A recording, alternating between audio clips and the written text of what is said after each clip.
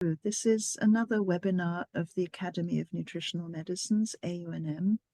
We're delighted to have Professor Leona Gilbert and her team with us this evening for a very exciting roundtable based on a book that she has just brought out called Borrelia Protocols, together with an even larger team of authors than here. And so we will be having several different webinars about the various different chapters and topics in that book over the course of the year. This is the first. And this one is called Revolutionizing Lyme Disease Management, Predictive Modeling and Diagnostic Innovations Unveiled. So I'll hand over to Professor Gilbert in a moment to introduce herself and the others. And they'll probably talk for about 35 to 40 minutes, and then we will have questions. So please pop your questions into the Q&A or the chat. And we very, very much look forward to this, and thank you again for joining. So thank you, Leona, and over to you. Great. So I want to thank AONM and also everybody in the audience for attending this session. It's really exciting that this book, this Borrelia burgdorferi Methods and Protocol book, has been a 2-year project. And I'm really excited to have this team with us tonight because it's really innovative and it's quite exciting. So just a short introduction of myself and disclosure. I am a scientist at heart, and this is why it's really important that I concentrate some efforts of my time, my free time, on actually expanding the area of scientific kind of robustness in Borrelia burgdorferi scientific world. And this is why the motivation behind this book and why I was the editor. And then I'm going to ask Kunal to introduce himself. Hi, I'm Kunal Garg. I'm the Chief Technology Officer at Tested, and happy to be here. And then I'm going to ask Mitsu to introduce herself. Hi, hello, good afternoon to everyone. I'm Dr. Mitsu Fajardo and work in the Clinical Research Department at Sanofi Medical Institute in Mexico, in the northern region. And then I'm going to ask Gisell to introduce herself. Hello, everyone. I'm Dr. Gisell Garcia. I'm the medical coordinator at Sanofi Medical Institute in Mexico, and also the coordinator of the Lyme and Chronic Infections Program. Great. This presentation actually is driven by motivation. This whole book of methods and protocols for Borrelia burgdorferi is actually driven by patients. This is a typical patient case. Jonas Berghall, a film director, writer, and director here in Finland, spent 12 years to get a proper diagnosis, seen 82 doctors here in Finland and international doctors as well, and spent 60,000 euros of out-of-pocket expenses. We know these stories, these cases, these patients, but what you may not know is that actually it's this evolving innovative science that's helping these patients. And this is kind of the take-home message, main take-home message of today's presentation.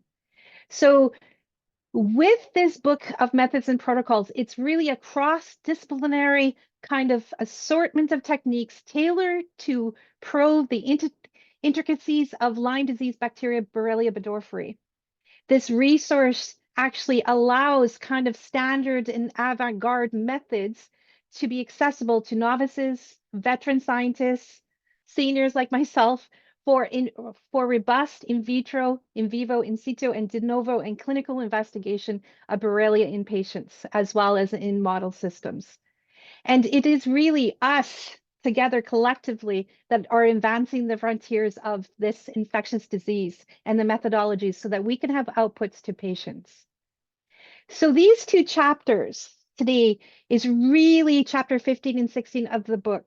And it's really kind of a great kind of proof of concept that, yes, we have hard science, but it can be utilized in the clinic. And this is why we have Kunal, Mitsu, and Gisell to come together and talk about these two chapters.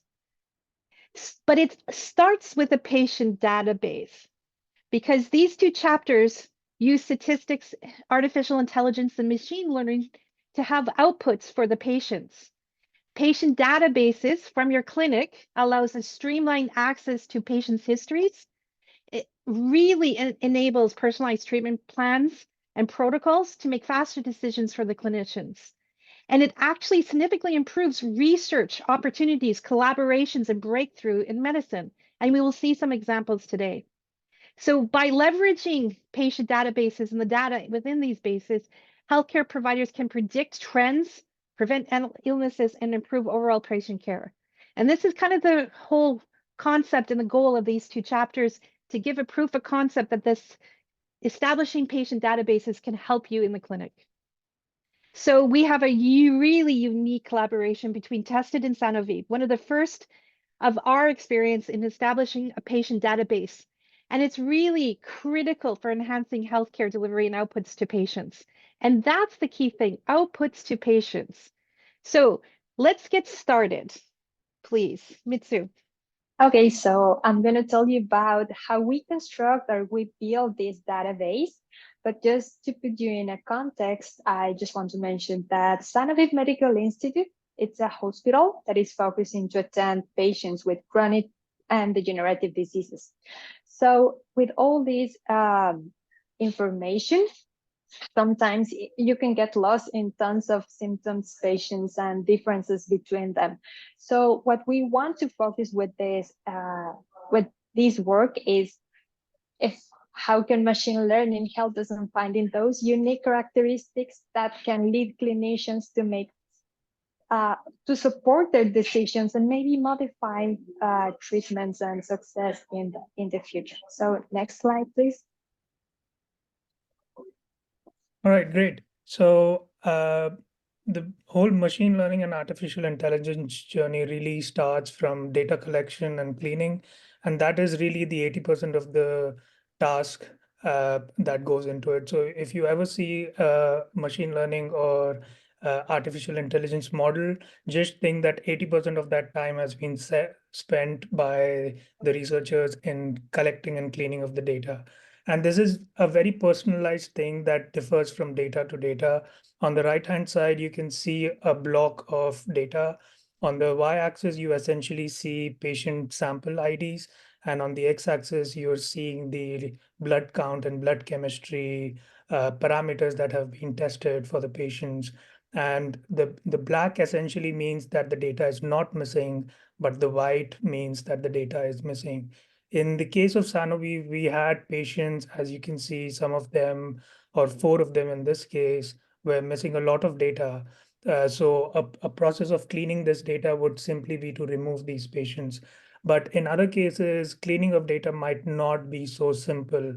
The missing data might be quite sporadic. So we put a bar that any data, any parameter missing more than 20% of the data will need to go altogether.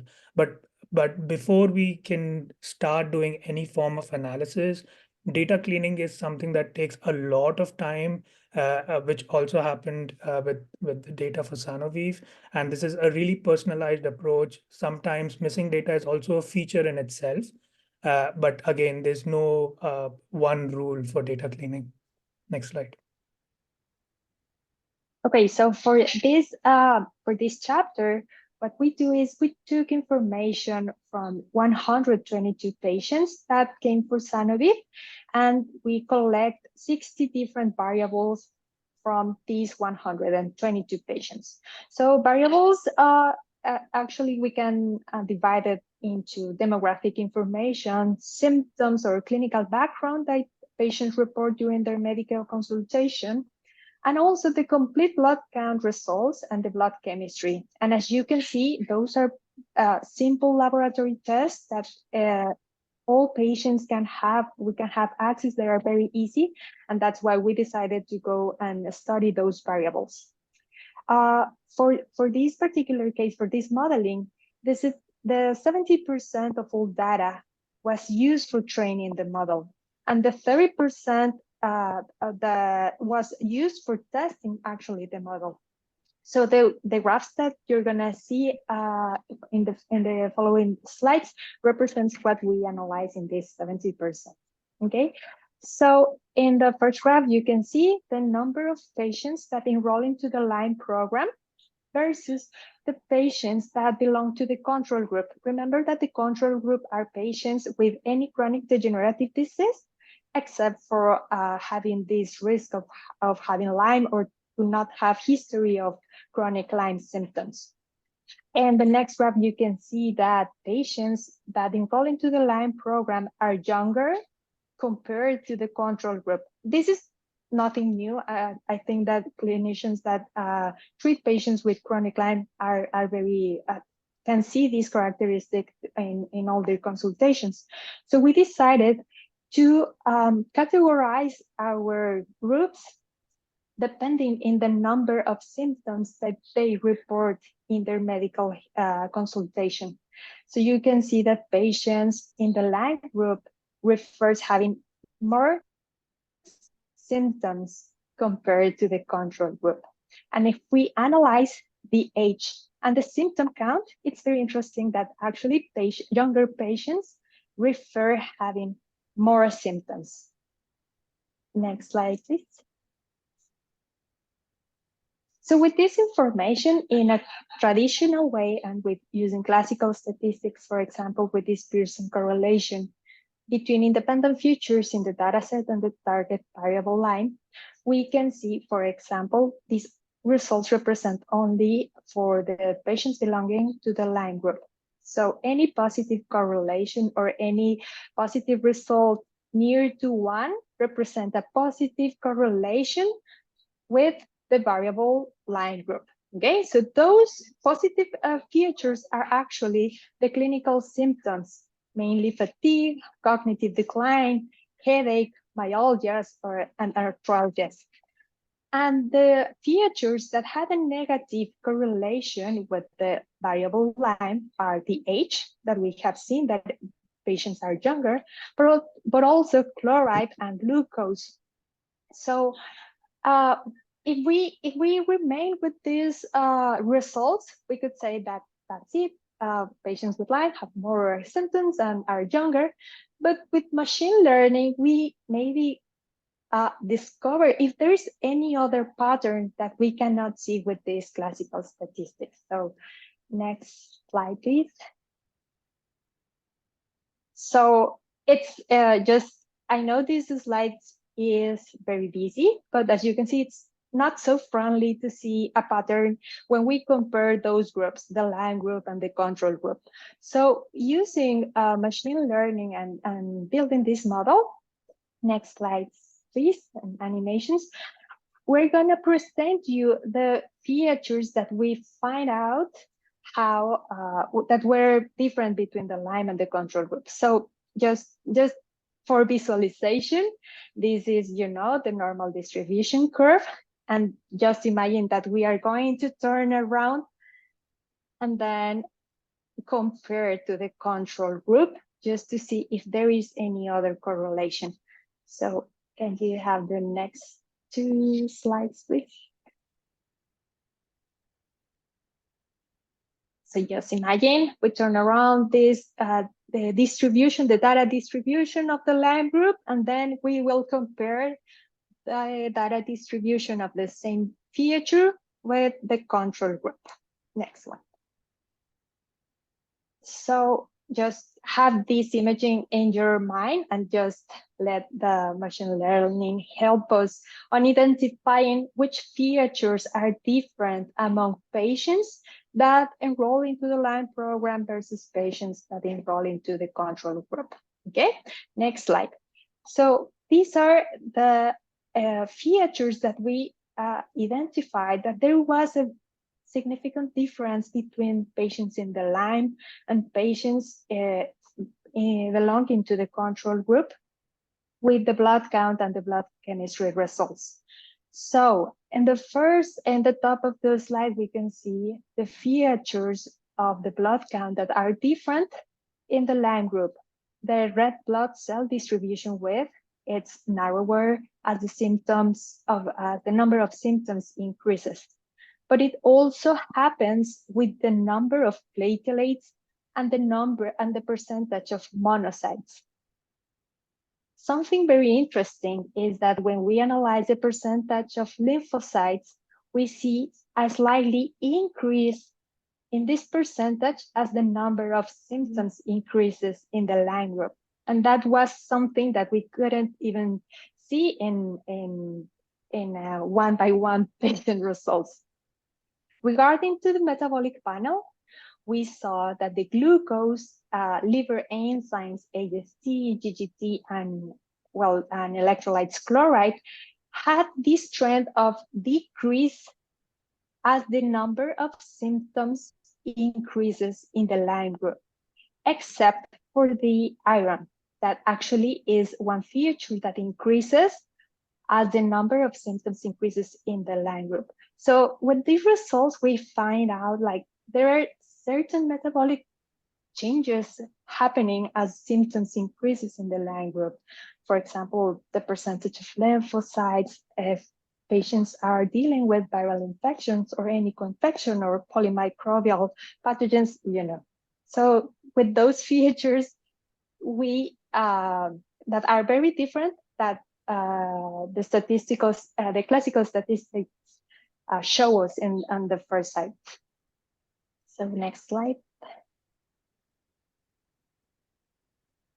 Right. So what we've really achieved with the Sanoviv dataset is quite unique.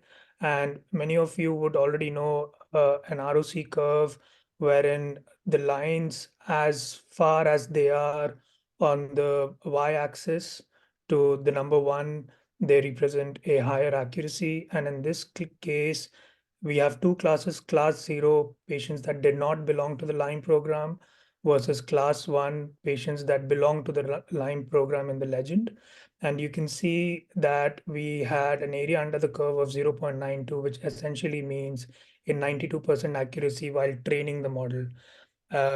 These percentages slightly reduced to 89% in the test set, as you can see on the right hand side. And this is quite traditional. You would expect that when you're training the model, you get a higher accuracy than when testing, but the difference is not large enough, which would mean that if we were to deploy this model at Sanoviv to predict if this patient would be better suited for Lyme program or not, based on their blood count, blood chemistry, and symptoms, then we would have anywhere between 89 and 92% accuracy in making a judgment to have the patient admitted in the Lyme program or enrolled in the Lyme program or not.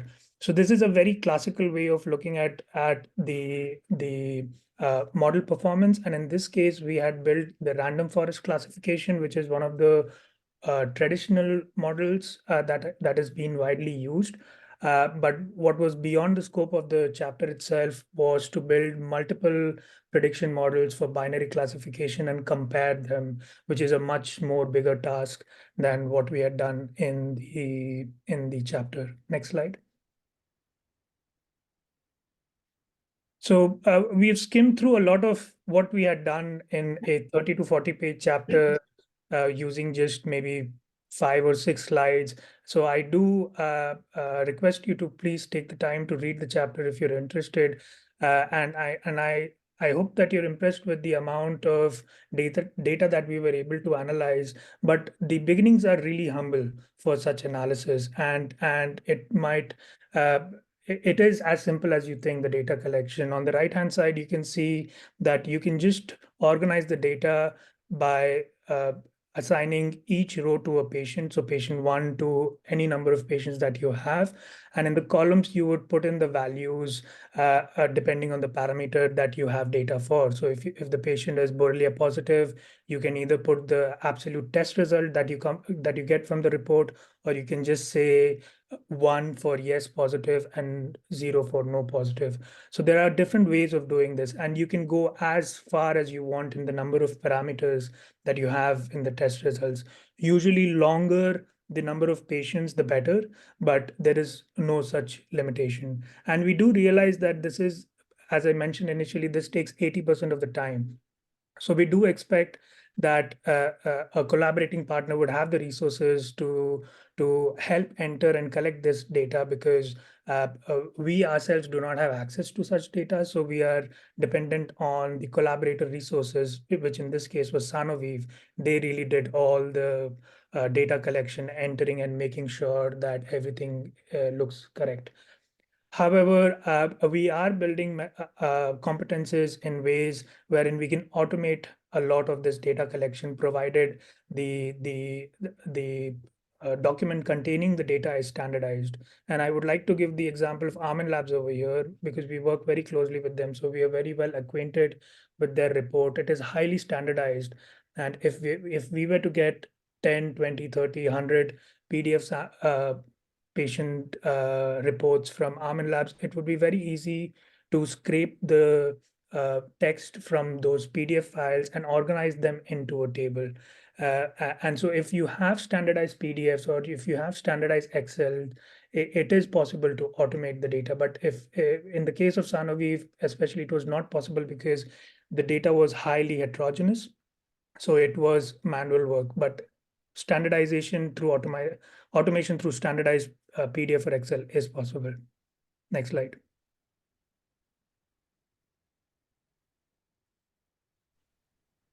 Okay, so I'm going to present to you the clinical algorithm and diagnostic tools for Lyme disease, which is chapter 16 in the Borrelia burgdorferi book. And actually, this clinical algorithm aims to provide practical diagnostic pathways for clinicians when they are facing a patient that might have Lyme disease. So it starts with a suspicion of Lyme disease when a patient presents with clinical manifestations that can affect several organs, such as the heart, the skin, the nervous system, the musculoskeletal system. And then we go to the medical history, basically finding or trying to evaluate if a patient has risk factors. For example, history of a tick bite, living in an endemic area, or maybe not living in an endemic area, but recent travel to an endemic area. Also, we go over the occupation, hobbies. Perhaps the patient likes to hike, or maybe the patient has contact with some animals that might be contaminated with ticks or other vectors. So practically is gathering the information from the medical history, trying to find some clues that makes us think that the patient has been in contact with ticks and therefore with Lyme disease or other tick-borne infections. If there is a history, then we ask, one of the first questions we ask is the presence of one or more erythema migrans lesions or bullseye rash, which is typically a red macule or papule that expands over days or weeks. And if there is a lesion that confirms the diagnosis, we don't have to do further testing, and we start treating the patient. I have to say that the percentage of having a bullseye rash, either one or multiple, is very minimum. Here at Sanofi, we typically don't see patients with a rash. We mostly treat patients with chronic Lyme, but well, it's a question we have to ask all the time. So if the patient does not have any erythema migrans, then we start looking for the symptoms, the clinical presentation, presence of early or late symptoms of Lyme disease. Early symptoms usually appear within 6 months after the exposure. And we look for neurological manifestations, radiculopathy, joint pain, cardiovascular manifestations. You know that Lyme disease can affect multiple organs. So we practically do a complete questionnaire of symptoms.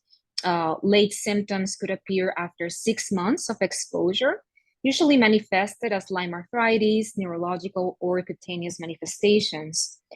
If the patient has any of these symptoms, then we start looking for Borrelia burgdorferi in a diagnostic test. For instance, we have Western blots, PCRs, IFAs, ELISpots, and whatnot.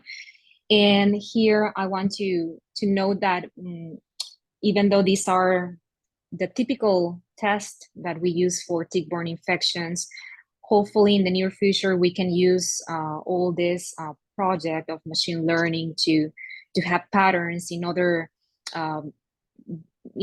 biomarkers that not necessarily are directly related to Lyme, but can somehow guide us in the diagnosis or give us some additional information, whether the patient can have or not Lyme disease, or also to use this information for the follow-up after we provide the treatment.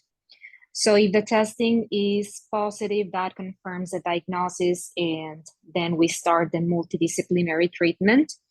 The multidisciplinary treatment approach basically means that it's an integrative medicine approach that involves conventional medicine and alternative medicine.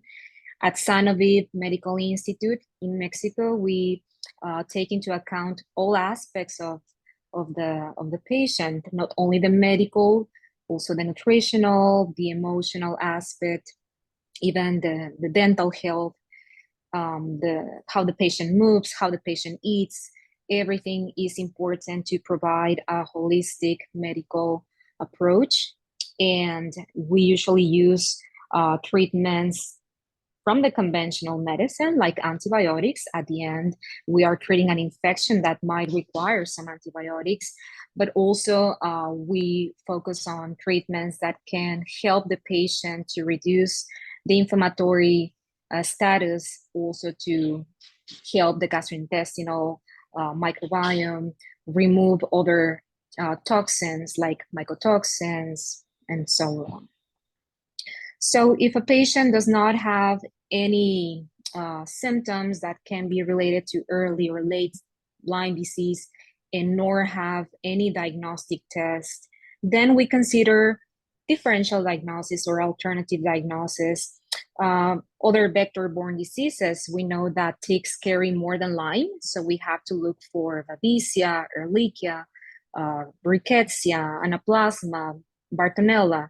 And also viral infections are usually common in Lyme disease, or patients who have a typical presentation of Lyme disease. We look for Epstein-Barr, cytomegalovirus, herpes, and autoimmune conditions that are the clinical presentation is usually very likely like Lyme disease. For example, rheumatoid arthritis, lupus. So basically, it's considering other diagnoses that can be similar to Lyme disease in the clinical presentation. And well, that's basically the clinical algorithm for Lyme disease. Mm-hmm.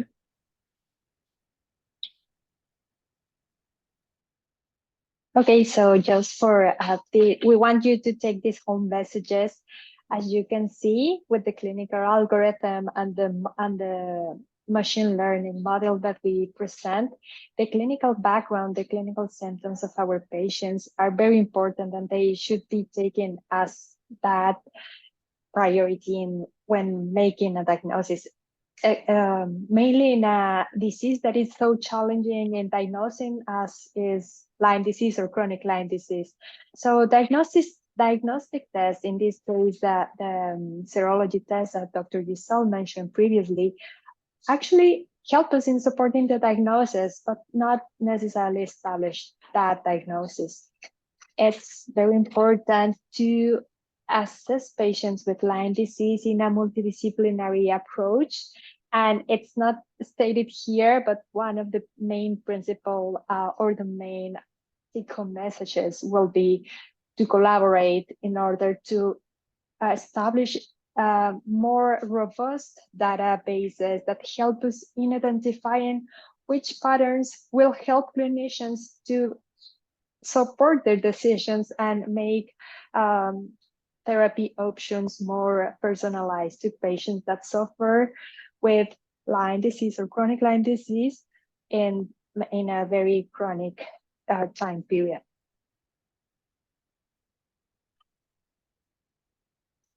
So I wanted to thank you guys for attending this this first kind of session hosted by AONM, and in regards to these first two chapters of really trying to set up this database, and we are here to support the setup of this database.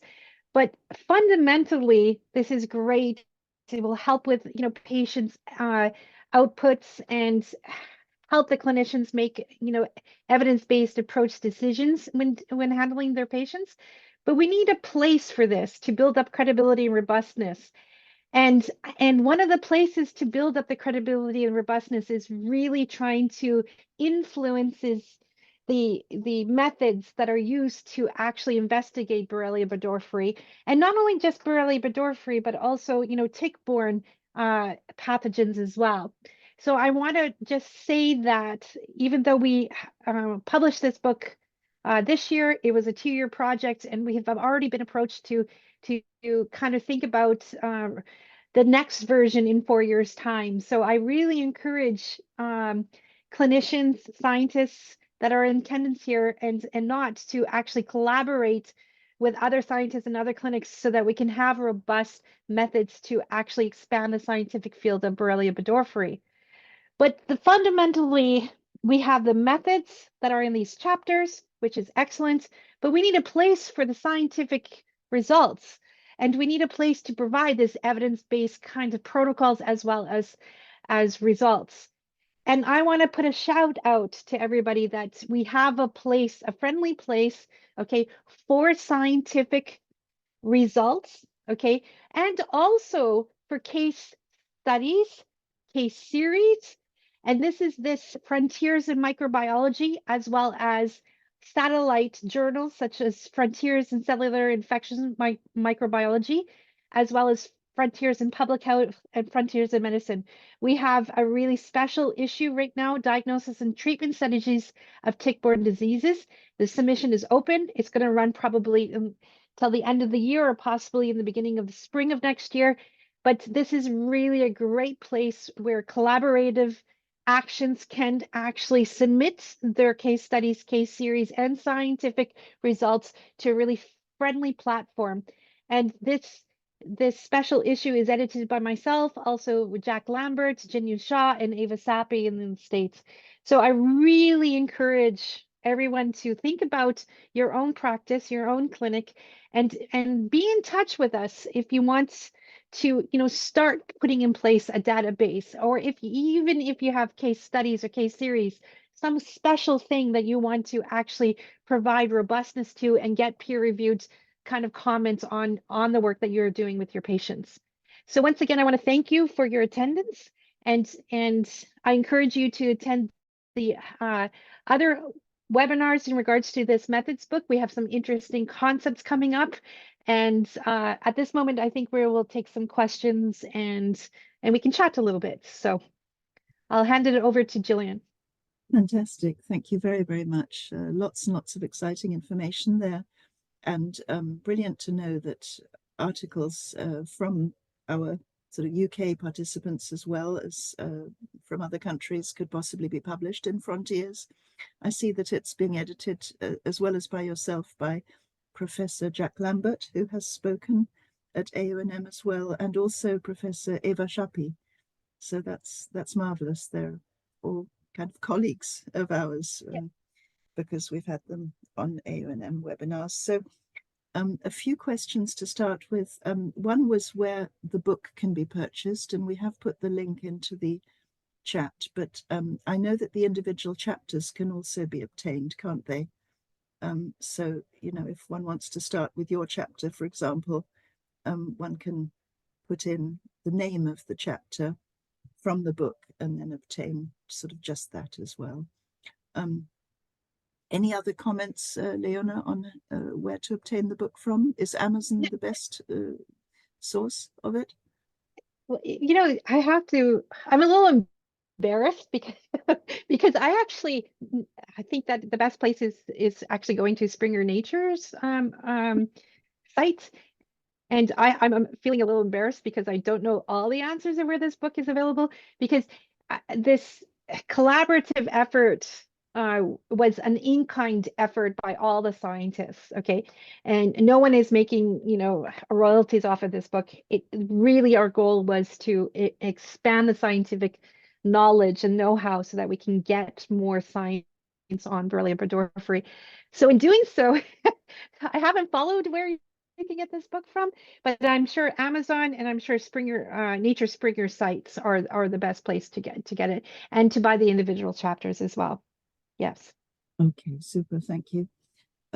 One question from Dr. Armin Schwarzbach is that it was fascinating to see the correlation between iron and Borrelia burgdorferi in those statistics that Dr. Fajardo went through, but he's suggesting that because iron has a 30% intraday variation, it may not be the best parameter for studies. Do you also follow data for ferritin and transferrin, maybe? Yes, that's a very good question. Thank you, Dr. Armin. But unfortunately, now at this moment, the metabolic panel that we roll out at the first moment that patients are coming into Sanofi, we only include iron, but hopefully in the near future we can add more to see not just iron, but the metabolism of iron and how the impact and how this can be impacted by chronic infections. Can you go ahead? Sorry, Leon. No, I'm really sorry, but I also want to point out that it's not a one biomarker kind of story. It's a multifaceted, biomarker kind of prediction model that was developed. So it's not just based on iron. It's iron in glucose and Mitsu. You can name and them chloride. All, but it's yeah, it's an assortment of different biomarkers that came and participated in the model to help to see which patients would, benefit from a Lyme program and not. So that's the point, not to be fixated on one parameter, but actually the consortment. Yeah. I also want to add that also sometimes patients had borderline results in the upper or in the lower borderline limit. Sometimes we as clinicians don't pay much attention because it belongs into the normal range. But after this exercise and with this model, we can see that there is a trend in there. Even though they are in the normal range, maybe they are in the lower limit or in the upper limit. So there's something happening, but because it's a chronic disease, maybe the body has the mechanisms to compensate. So that's also something important, that it's not just one feature. I'm sorry that I'm repeating the answer from Dr. Leona, but it's not one unique feature. It's like this combination of features that we saw after running a lot of testing in this database. It's joining the dots, isn't it? Yeah, exactly. And can your collaboration partners work with you on the types of markers that are included? In other words, is there flexibility in your data sets? Yes, of course, absolutely. Because as Kunal mentioned, that the data set is really personalized to the clinic, and if they have a more focus on certain parameters, then of course that can be taken into consideration. But machine learning and AI of course, there is some bias in the collection of the data, but we try to use, I call them three-dimensional statistics to get rid of the bias that is associated with selection of patients. And that's why this artificial and machine learning can get rid of some of the bias. But of course, focusing on certain parameters and seeing if that is statistically significant, that's kind of standard ways of doing things. But machine learning and AI will bring an in-depth kind of attributes, as Mitsu has mentioned, and maybe see some different features. So you may have a certain parameter, like let's say CD57 being so low in chronic Lyme patients, but actually, is that really true when you look at the serology, and is there kind of like features clustered together or biomarkers clustered together that actually depict that type of chronic Lyme disease cohort that a clinic might see? Right. I'm not sure, Kunal, if you have something else to add, or oh, you're on mute. Sorry, Kunal. No, that's pretty much it. Yeah. Yeah. Okay. How does AI help us in identifying features that classical statistics don't show? I mean, you've already explained quite a lot about that, but is there anything else that you can add to that? Yeah, so when you are doing analysis on multisystemic disorders, you would hypothesize from the very beginning that there's not one parameter that is influencing these patients. So we've seen in some databases, even in Sanofi's database, that when we are analyzing whether the patient is supposed to be in the Lyme program or not with just a single parameter, we see weak correlation. But as soon as we add, for example, the number of symptoms, you can see that the number of symptoms increased uh, uh, uh, with the increase in the number of patients that were in the Lyme program. And this also correlated with the age, that younger patients compared to older patients were complaining about more number of symptoms, which was again unique to the data set that we saw. So when we are doing multi-parametric analysis, that is when these new concepts come out, which is very difficult with traditional statistics. Traditional statistics is still the backbone of the analysis, but we've extrapolated what traditional statistics can do for two variables to multiple variables. Fascinating, thank you. One question was what your sample size is, or does it vary hugely? So in this chapter, it was 122 patients. It was fairly a moderate sample size. Yeah. But Mitsu is working on what sample size now? Well, we're reaching, our goal is to raise that to 650 or 700 if wow. possible. Yeah. But I mean, is there a limit to how low the sample size can be if the clinic wants to begin very humbly with a smaller size?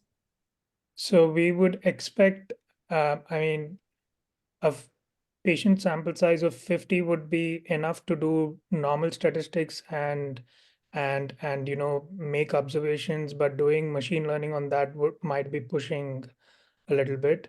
Anything below 50 would be divided into case reports. Above 50 is when we can maybe start looking into it, but we would still be disabled with the sample size that we have. 100 is something that we kept as a benchmark for this chapter. So for machine learning standpoint, that is okay. But if clinicians want to start with a smaller sample size, that is not a problem, because we still have the opportunity to publish them as case reports, and then they can keep building on it, because once the data is published, it does not mean that we can reanalyze it with a larger cohort and have a different story out of it. Logical. Yes, absolutely. You Yeah, can so go back to it, can't you? yeah, starting small is not a bad idea. Yeah. By the way, Leona, can case reports, observational reports, also be published in the Frontiers journal coming out? Yes, that's the whole point. We have the main journal is, and the special issue is in Frontiers in Microbiology, but it's cross-listed with other journals that accept case studies like Frontiers in Medicine. So yes, case reports and others and case series can be reported in there and submitted in that. How low can one go in terms of number of patients, would you say, in a journal like that? Well, I mean, if you have something really sexy, and I say this to all my collaborators, you need the juice of the patient. Like, you need something that is expanding the scientific or clinical world, in regards to your context. So if you really have one patient with fantastic results and fantastic like a presentation, I mean, why not try to report that? But as Kunal has said, the case series, we can use, like I call it 2D or traditional statistics on a smaller number of case series, and we have encouraged our collaborators to like minimum 10 if it's a case series with the same kind of sexiness juice, take home message, okay, or something that you would really have robust evidence to demonstrate in these patients. It can be diagnostics, it can be treatments, it could be the handling, it could be the symptoms that everybody is, these 10 patients have, but something that is really kind of attractive so that it adds impact to what you're doing. So we have encouraged 10 patients with the same context, same theme. And yeah, but the more patients, the better. I mean, of course, but of course, 1 to 10, and then of course with machine learning, we need larger sample size. Yeah. Fantastic, thank you. Could you give us a few more nuts and bolts how data collection can actually be automated? Just take us through the process of what a clinic would encounter if they contacted you and said, look, can we, collaborate with you? Yeah, so automation of data collection is essentially limited to a few parameters. For example, if you have patient-related notes, then that would be difficult to automate because they are usually handwritten, and getting individual points out of that might be difficult. But for example, if you have lab reports from a certain lab and you keep using that lab, and because that lab would have a standardized report, assuming that lab has a standardized report, then we could try to scrape the text out of it and try to figure out a way to put the data into a table. So that is possible. But if you have data from too many different labs, we still have to find out if there is a common ground that we can find. It could be done, but it requires much more intervention in that format. Right. So that would be the way to automate it through Python scripts that can be written. We've actually worked on AONM Labs PDFs actually, and we're trying to automate a lot of the data from the PDF. And AONM Labs has been quite generous in providing examples with that. So yeah, it can be done. But also, I do want to highlight something. We understand the pain of time that's needed in order to collect data in patients. So we also have another strategy that we have tested on an American doctor and a German doctor. We have guided them through kind of like a protocol or process that allows them to dictate according to care guidelines, case report guidelines, okay, internationally recognized care guidelines. And they would record themselves. They give us the recording, and we use all this fancy AI stuff to actually develop a case series that, and we use clustering to see which features could be common amongst these cases. So we're using machine learning and AI even on 10 patients, but just to help us with the kind of algorithm that we're going to use that may be the context of the case. We give back this kind of like information to, of course, the clinician. They robustly assess the accuracy of this, okay? And we go through many iterations about the robustness, the accuracy, and what the context or the take-home message of the case series that they want to put out. So we have these kind of like processes that we're testing, and so far so good. So not only the scraping of the PhD and automating, standard PDFs to get the information, but also dictation from the clinician, and so that we can collaboratively work together so that we can remove the pain that is that is usually associated with drawing up these case reports or case series. And that's something kind of innovative that Kunal has worked on a lot in the past years, and also with our collaborators that we have, with them as well, working with them to give kind of a proof of concept that these processes can work. Yeah. Thank you. Thank you. I'll just take a few moments to read through a slightly different question that's come through. And maybe the huge experience of the two doctors here who are working at the Mexican clinic can help us with it. And Dr. Armin Schwarzbach, who I know is on, may wish to answer this separately in the chat or in the Q&A. One attendee says, I have had chronic fatigue syndrome for 47 years. I had the Armin Labs test done 3 years ago, particularly for Lyme disease. It showed a weak positive. I found a private doctor who specialized in chronic infections, but she did not pursue the weak positive any further. Is it possible to have symptoms even with a weak positive result? And I suppose probably what he means is it possible to have what you would then go on via your algorithm to define as Lyme disease with a weak positive result. We need to know a little bit more about what result that was, but how would you tackle that, perhaps? Both Dr. Schwarzbach on the line and also the two doctors here, perhaps. Yeah, absolutely. We have to continue investigating a negative or weak positive in one single test does not rule out the diagnosis. We have to do sometimes multiple tests, multiple techniques, sometimes the same test multiple times. So Lyme disease is very complex in nature. So the diagnosis is difficult, but not impossible. And the clinical presentation is the most important. And I mean, to have chronic fatigue syndrome for almost half a century, obviously, it's very likely to have an underlying cause that's physiological, isn't it? That may well be infectious, so that would be worth further investigating. Dr. Fajardo, anything further from you on that? Yes, I just want to add that even though we have the test result, we have to see in this multidisciplinary approach, because with that amount of time suffering from symptoms, of course, there are not only the immune system going to be affected, but also neurological health, mental health, gut-brain axis, the skin, also. So that's why we need to focus which other areas, symptoms, systems are being affected and affect the most our patient.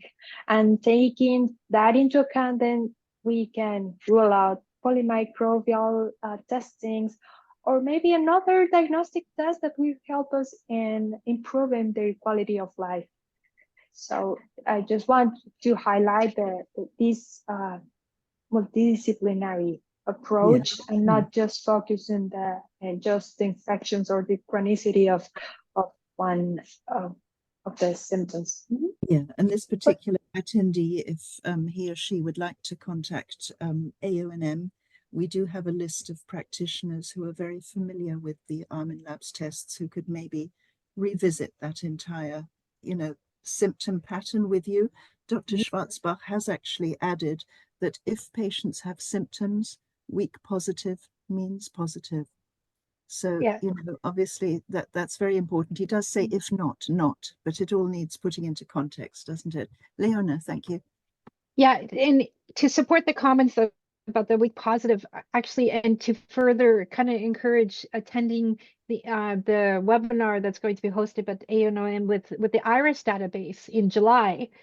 Actually, 2 publications came out from that database, and the first publication actually demonstrated that you cannot ignore the weak positive. You cannot ignore these people because they have multitude of symptoms. Okay, I mean, some of them are getting are going into remission, but 25% of the database individuals are not responding well to treatment. So they're chronic, they're really chronic.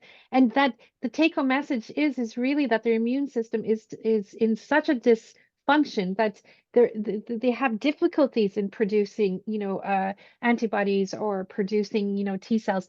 So you cannot ignore by that the IRIS database, which is a cohort of 301 patients, okay, that you cannot ignore people with weak positive results, especially with serology. Absolutely. Thank you so much. I'll just mention those upcoming webinars because you've touched on them, Leona, and then maybe we'll have time for one more question after that, which is that the 2 expert roundtables regarding the book that are ahead are on the 18th of June. That's a Tuesday, beginning at 7 o'clock, our normal time, called Adaptive Immune Response Investigations in Lyme Borreliosis. And that's with Professor Gilbert, Dr. Armin Schwarzbach, Dr. Prutineo from the Armin Labs team, and Mr. Marcus Berger. And the second one is on the 2nd of July, a Tuesday again, called Advancements in CD Cell, Lyme and Co-Infection Research, Insights from Recent Studies. And that's with Professor Leona Gilbert, Professor Jack Lambert, Dr. Meena Rajput-Ray, a doctor from up in Edinburgh, Gordana Avramovic, and Mr. Kunal Garg. And they've all been very, very busy writing studies that have been published, peer-reviewed and published based on this research. And I'll mention one other just afterwards, but back to us, because we do have just 1 or 2 more minutes. I just wondered with the Sanofi clinic, what the success rate for the treatment of Lyme disease is. If one can say that at all, you'd probably need to define success rate, whether either of the 2 doctors could touch on that.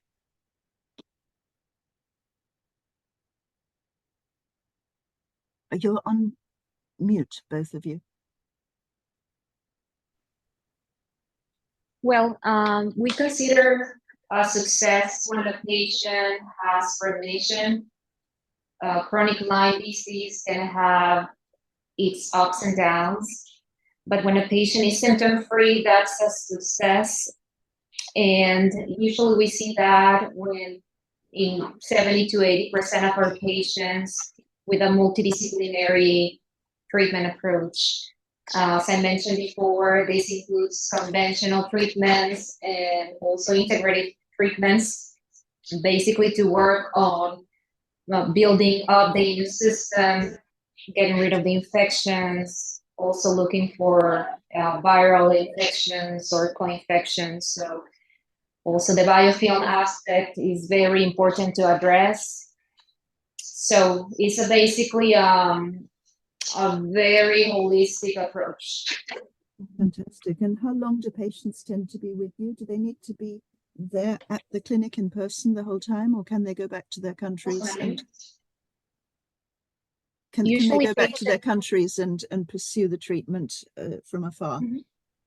Yeah, definitely. This is a long treatment that starts at Sanofi. The program we have is for 2 weeks, sometimes 3 weeks of intense treatments. We have daily intravenous therapies, ozone therapy, hyperbaric therapy, the whole body hyperthermia, which is one of the pillars of the treatment for Lyme disease. And the treatment continues at home. There is a follow-up program for several months after the patient departs from the clinic. So we continue providing guidance, treatments, even if the patient is at home. Thank you. That sounds fascinating. Maybe we'll have an opportunity to have you on talking specifically about the types of treatments that you provide a bit later in the year.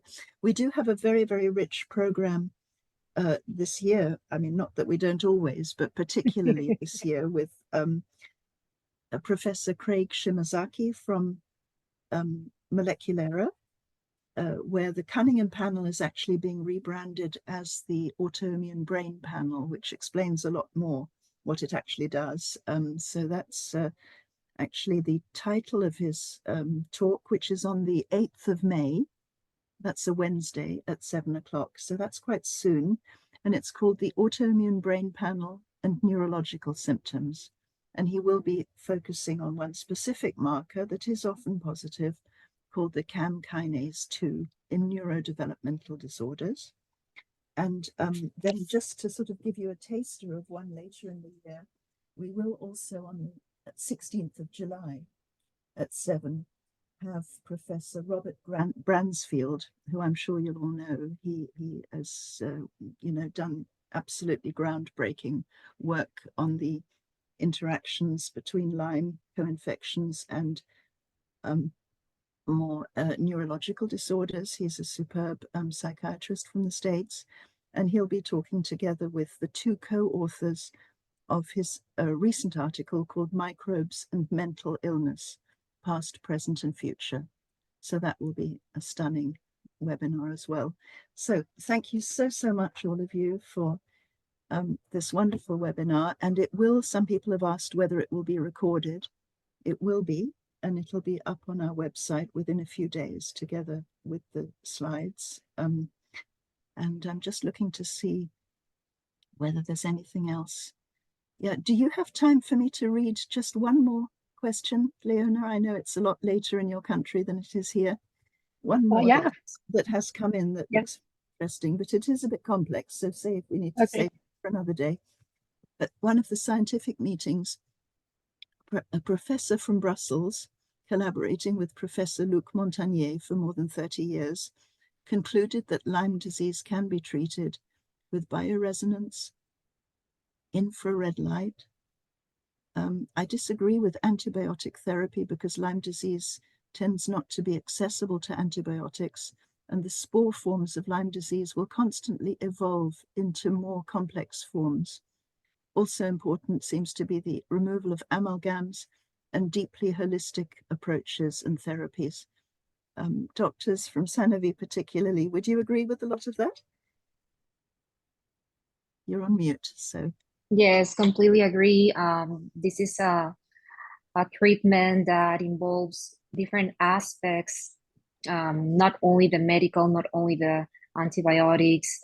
We certainly do antibiotics because as we start treating Lyme, the spirochete that was somehow dormant or in a cystic form can evolve into a spirochete again. So certainly we have to tackle the infection either with antibiotics or herbals. We also use some botanicals, and the treatment has to have more than just the treatment for the infection per se. We have to provide treatments to reduce that inflammatory state that is somehow producing all the symptoms that we see in a patient with Lyme disease, while supporting the microbiome, supporting also the adrenals.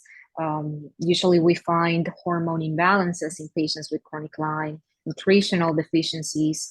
So it's a multidisciplinary approach and is very unique. Every patient with Lyme disease has different needs. It's not a recipe that we follow, is not a protocol that is the same for everyone, because the treatment has to be very individualized. Very individualized, yes. One comment from another doctor here is that it's possible he was thinking about homeopathic antibiotics, because she knows that Professor Montagnier did work with Professor Vitiello in Italy on that. So there's so much to talk about there, isn't there? We look forward to having you back again.